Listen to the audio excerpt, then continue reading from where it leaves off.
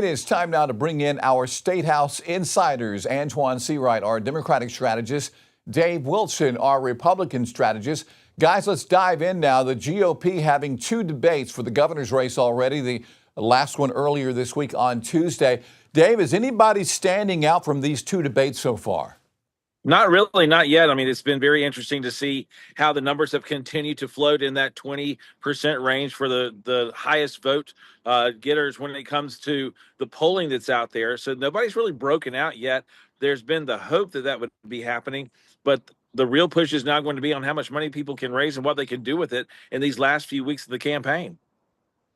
Well, I think that obviously there's going to be a runoff on the Republican side. We could see one on the Democratic side. I think what's important to note about the Republican debate is simply the fact that the candidates have yet to ramp up the attacks on the debate stage. I would not be surprised in the very near future if we see ads started to run attacking the quote unquote front runners. And I say front runners strictly from a monetary standpoint, because I think the polling is all over the place. But that is where the rubber is going to meet the road, and that's where money comes into place. I think the real key for watching Tuesday night's debate is how many people or how much money was raised post the debate by any one of the candidates. That will tell you where the momentum lies. But Antoine, what about the Democrats? Are we going to have any kind of debate or forum setting for the candidates there?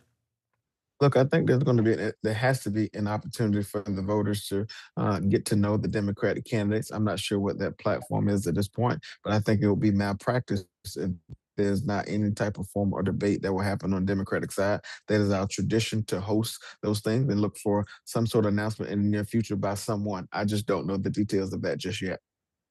Problem is, we've only got a few weeks left, JR, because we're now at the end of April. This election is coming up in just 5, 6, 7 weeks now, so we don't have very long at all.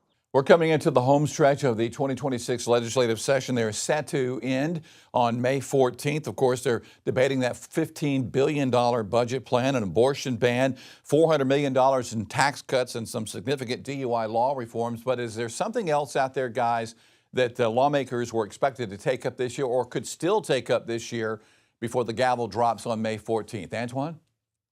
I don't think there's anything that's going to be consequential or controversial that will happen between now and the end of the session. I think that's the way lawmakers want it, in particular considering the June 9th primaries are up. There are a number of Republicans in the House who are facing challenges. They're the majority party.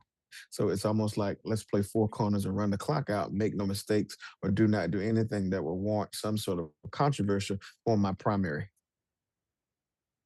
I think the THC issue is going to be coming up. The House has been debating it this week. The Senate debated it a few weeks ago.